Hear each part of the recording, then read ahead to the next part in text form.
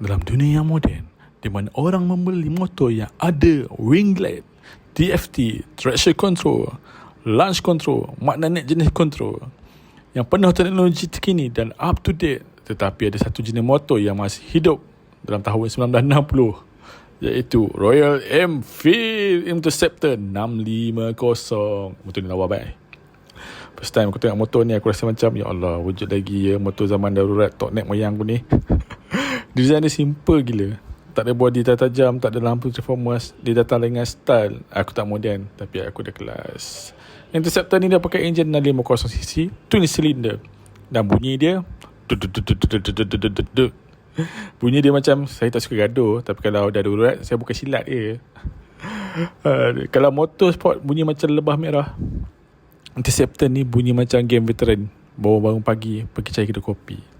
Motor ni memang rasa lain. Bukan jenis jom race kat traffic light. Tak, motor ni ajar kita jadi matang.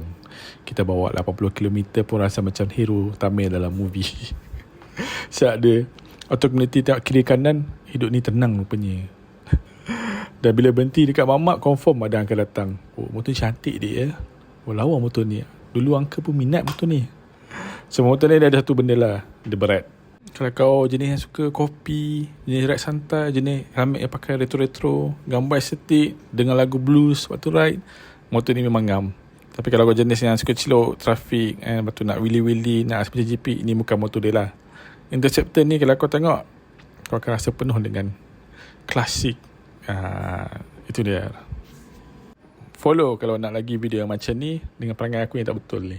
Okay lah, bye.